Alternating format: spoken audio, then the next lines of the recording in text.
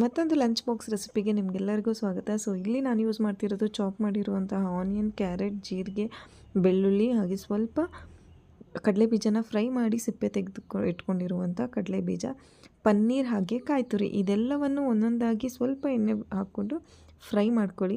ಇದು ಚೆನ್ನಾಗಿ ಫ್ರೈ ಆದಮೇಲೆ ಸ್ವಲ್ಪ ನೀರು ಹಾಕ್ಕೊಳ್ಳಿ. ನಿಮಗೆ ಎಷ್ಟು ಕ್ವಾಂಟಿಟಿ ಬೇಕು, ನಾನಿಲ್ಲಿ ಒಂದು 3 ರೊಟ್ಟಿ ಮಾಡ್ತಾಯಿದ್ದೀನಿ ಅಷ್ಟೇ. ಯಾಕೆಂದರೆ ಬ್ರೇಕ್ಫಾಸ್ಟ್ಗೆ ಅವಲಕ್ಕಿ ಚಪಾತಿ ಎರಡೂ ಇದೆ. ಸೊ ಇದು ನನ್ನ ಮಗನಿಗೋಸ್ಕರ ಅಷ್ಟೇ.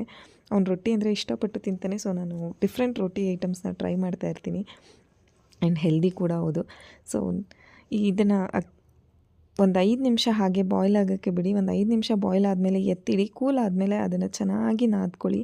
ಬೇಕಂದರೆ ಸ್ವಲ್ಪ ರಾಗಿ ಹಿಟ್ಟನ್ನು ಮಿಕ್ಸ್ ಮಾಡಿಕೊಂಡು ನೀವು ನಾದ್ಕೋಬೋದು. ಸೊ ರೊಟ್ಟಿ ತಟ್ಕೊಂಡು ಎರಡೂ ಕಡೆ ಬೇಯಿಸ್ಕೊಳ್ಳಿ. ನಿಮಗೆ ಡೀಟೇಲ್ ವಿಡಿಯೋ ಬೇಕು ಅಂದರೆ ನನ್ನ ಯೂಟ್ಯೂಬ್ ಚಾನಲ್ನ ಫಾಲೋ ಮಾಡಿ. Thank you so much. ನಾವು ಅಮ್ಮಂದರೆ ಹೀಗೆ ಅಲ್ಲ, ಮಕ್ಕಳು ತಿಂತಾರೆ ಅಂದರೆ ಎಲ್ಲ ರೆಸಿಪೀಸ್ನೂ ಟ್ರೈ ಮಾಡ್ತೀವಿ.